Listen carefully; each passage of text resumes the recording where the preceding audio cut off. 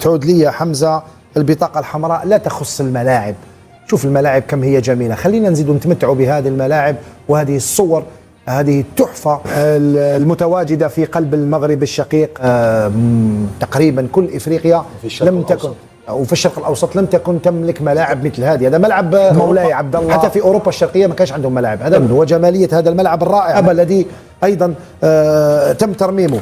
هذا الملعب الجميل وهذه الملاعب الجميله. لما شوف امامير ما عادش تقارنها بالمغرب، خاطر بالميكرو هربوا بينا هروب راه مانيش نقارن انا. هو يقارن عبد الستار قارن، انا والله لا قارنت، وريتك الفيديو انا عبد الستار ما تتقارنش. راه كله مع شوف عام 2014 لعبت في المغرب انا لعبت في الرجاء، وشوف الملاعب اللي عندهم عام 2014، وشوف انت الاكاديميه اللي عندهم محمد السادس، حاجه راه من وراء الخيال، راه حاجه راه معناتها حتى في اوروبا هم عندهم عندهم الملاعب، عندهم المتاحف، عندهم الاكاديميه نتاع محمد السادس، عندهم السياحه، عندهم سياحه. دونك ما انت هربوا بينا هروب الحقيقه. اعطينا الملاعب داخل الملاعب، خاصه شاهدوا الارضيات. هذه ارضيه ملعب مولاي عبد الله. رسالتي لهم ان يحافظوا على هذا الصرح، على هذا المعلم وعلى هذه الملاعب العالميه. حكينا شويه على المغرب، حكينا على الارضيه في المغرب. الكاليتي تختلف برشا، على خاطر الملاعب في المغرب فما شركه خاصه اللي هي ماخذه على عاتقها الملاعب الكل، خاصه ارضيه الملاعب والكاليتي نتاع الغازون. فما معناها دي سبيسياليست وديزاباري جايبينهم من برا، وشركه ما نجموش نسميو اسمها، لكن هي اللي هي شركه اوروبيه. لا شركه مغربيه، شركه مغربيه لكن عندها ماخذه معدات اوروبيه، وتجيب حتى اخصائيين من اوروبا. في بعض الاحيان نبداو في حصه تمارين يوخروا شويه التمارين، لانه فما صيانه والا فما عمليه تفقد للملعب من قبل الشركه هذه. معناها ما تعطيك الملعب الا ما تبدا الحاله نتاعو براتيكمون. معناها لو قمنا بمقارنه مع الموجود في اوروبا بالنسبه لحاله العشب المغرب لا كيف براتيكمون نفس الكاليتي، وفما حتى بعض الملاعب اللي افضل شويه، على خاطر فما صور كي تشوفهم الحقيقه. معناها في بعض الاحيان مثلا ملعب بركان اول ما تدخل عندك لامبريسيون انه ملعب عشب اصطناعي تلمو، معناها العشب اخضر والنوعيه معناها مش تلقى معناها الارضيه صلبه، تلقى الكاليتي معناها ممتازه جدا، تخليك حتى تلعب بالكره وتتمتع بالكره، ما تلقاش ديفيكولتي حتى في معناها في كسوا سورتو في لي جيست تكنيك، في الفراب دو بال، باش تلعب كره لي باس قصار كل. دونك راهو هذوما في كل مدينه تلقى زوج ثلاثه ملاعب. يغيدك انه الطقس نتاع المغرب يشبه طقسنا. طبعا هذا هو ملعب مولاي عبد الله الجميل والجميل جدا، احد الملاعب العالميه التي نفتخر ونعتز بأنها متواجدة في بلد شقيق مثل المغرب.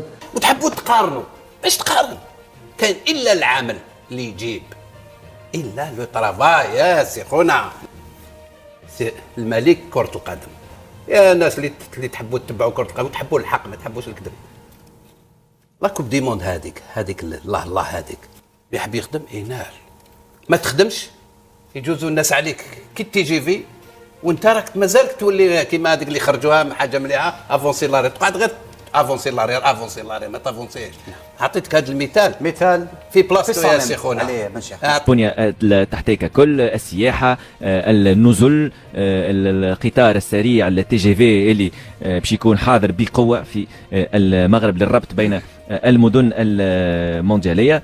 دونك المغرب تستعد الى او تستعد لاحتضان كاس العالم 2030 رفقه البرتغال واسبانيا العربيه. ما كل دولة متقدمة لازم تلقى فيها المواصلات يعني من أعلى طراز، والاتصالات من أعلى طراز، النقل مهم جدا من أعلى طراز. هذول من الحاجات المهمة برشا. اليوم المغرب عرفت على شنو تبني مشاريعها، عرفت على شنو يعني تخلي شعبها اليوم يفتخر يعني بالبنية التحتية اللي عنده. العالم الكل نتصور يحكي على المغرب. فوزي لقجع قال معناها أنه كاس افريقيا جايه باش تكون ولا ما صارتش معناها في تاريخ كره القدم الافريقيه، من تيرانات من الانفراستركتور اللي عملوها. يعطيهم الصحه نحيوهم. احنا كتوانسه معناها المغاربه الجزائريه هذوما كل معناها اخواتنا. حاجه تفرح، لانه نجاح المغرب يعني نجاح شمال افريقيا، نجاح ليبيا تونس الجزائر، حاجه يعني ما نجموش ننكروها.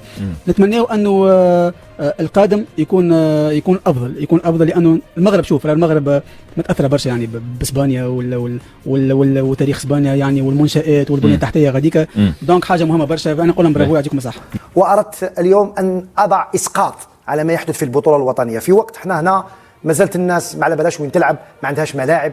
نضربوا على شكون يقعد في الجنوب او في المدرج الجنوبي في ملعب 5 شويه منعرج، شكون يقعد في المدرج او المنعرج الشمالي. الناس راهي تتطور وراهم جيراننا ما همش بعاد علينا كثير. الفريق راهو يحقق في القاب وراهو يتطور من عام الى عام ويريد ان يصل. هذا هو الهدف، والهدف هذا ياتي بعد المركز والنادي تاع الفريق وبعد الملاعب الجواريه اللي عندهم. تصوروا اين وصلوا اليوم، شاهدوا والله نغيروا برك، احنا ما راناش نحسدوا، ولكن ماذا تاعنا دير على الاقل تعاند في مراكز في ملاعب كما دارت ليون في فرنسا. باريس سان جيرمان ما عندهمش ملعب تاعهم، راح يبني واحد، راح يديروا ملعب وعطاو التوقيت وكتشي خلاص. هاو الملعب في اون 3 دي، ملعب رائع، ولكن يا ريت الدوله الجزائريه تعاند المغرب فقط.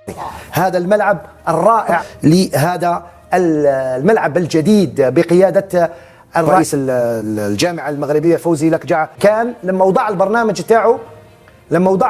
تاعو الهدف تاعو الاول قال لهم اننا نبنيو هذا الصرح، هذا الملعب، قال لهم هذا هو لوبجيكتيف تاعي نيميرو 1 باش يولي عندنا ملعب خاص. شوفوا الناس كيفاش راهي تتطور، كيفاش راهي تعمل، كيفاش راهي تخمم على بلادها، لانه هذا عمل لصالح الوطن ايضا. لما يولي عندك ملعب بحجم هذا الملعب الرائع اللي تم تصميمه هكذا اون 3 دي، لكن راح تشاهدوه بعد مده زمنيه محدده. هذا الملعب الرائع علي بن شيخ، امور مثل هذه نتمنى نكونوا عايشين ونشوفوها في نوادينا الجزائريه، لما لا؟ ان شاء الله هذا واش نتمنى. الملعب ما عندي ما نقول، واش المشروع هذا مشروع روعه. شوف الناس وين لحقت يا اخي، ماشي قال نقولوا لونجلترا عندهم تقاليد فوتبول صح، عندهم اكثر من قرن، ولا مش عارف، ولا السعوديه عندهم الاموال، ولا السطاد ديالهم كلوب بيان اورغانيزي. علاش شاك فوا نتايا تمد ليكزومبل بهم؟ قلت لك هما ممكن مارسي ما عندهمش واش عندهم هادو، صح.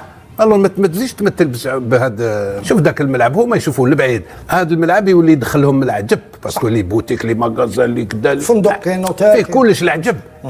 ولوبجيكتيف تاعهم قلتها انت بيان، ولا ما داوش كوب دي موند في هادو ما يديوها في هذا الملعب بهذا الملعب، ولا ما داوهاش في هذه العوام اللي كاين يديوها بهذا الملعب. هم الاوبجيكتيف تاعهم توجور نروح بعيد، نحوس وين نافونس. فطومه شنو سمعت من بعض القنوات الجزائرية؟ قال لك ملعب مولاي عبد الله فوتوشوب، قال ذكاء اصطناعي. يا اخي تحبوا تطيحوا حاجة باهية كيما هذه؟ والله يا محمد كي سمعتهم قلت هذم ناس ما عندهمش حل اخر، الغيرة عمايتهم. العالم الكل شاف الصور والفيديوهات، المواقع الأوروبية كتبت، الصحافة العالمية باركت، وانت تقول فوتوشوب؟ بالله زيونة من الهبال. يا أخي الماتش واضح، المغرب يخدم يبني يفرح شعبه، ولوخين ما عندهم كان هدرة الفارغة. ملعب مولاي عبد الله في حلاته جديدة تحفة، قصر رياضي يشرف القارة. يا أخي كيفاش تحبهم يصدقوا؟ ما عندهمش في بلادهم ملاعب بالنظافة وبالجمال هذا، يذرق طبيعي يسخروا. أما الحقيقة تبقى، المغرب سبق بخطوات كبار. وكي يقولوا ذكاء اصطناعي نحب نجاوبهم المغرب يخدم بعقلية ذكية، أما انتوما باقين بعقلية قديمة، الفرق شاسع برشا. بالضبط، وهاو الدرس، بدل ما تضحكوا وتشككوا تعلموا تخدموا وتبنيوا. راهو النجاح ما يجيش بالسخرية، النجاح يجي بالعمل. المغرب اليوم عطى صورة باهية للعالم الكل، وملعب مولاي عبد الله في بلاصتو حي يتصور ويتشاف، أما انتوما ما عندكم كالكلام. إيه محمد، في كلمة واحدة، اللي يقول فوتوشوب ولا ذكاء اصطناعي راهو يضحك على روحه مش على المغرب. يا أخي ايش عملنا بيكم؟ بدل ما تفرحوا بجيرانكم وتصفقوا لهم كل مرة تتحيلوا وتطيحوا من قيمة المغرب. برا شوفوا بلادكم قبل ما تهبطوا على غيركم. يا ربي عيب كبير عليكم، ملعب كيما مولاي عبد الله يشرف افريقيا كاملة، وانتم ما لقيتوك تخرجوا اشاعات وتكذبوا، عيب والله. هاو نقولها بالفم المليان، المغرب سبقكم بالسنين ضوئية وما عادش تنجموا تلحقوه. الملاعب، التنظيم، البنية التحتية، كل شيء واضح قدام العالم.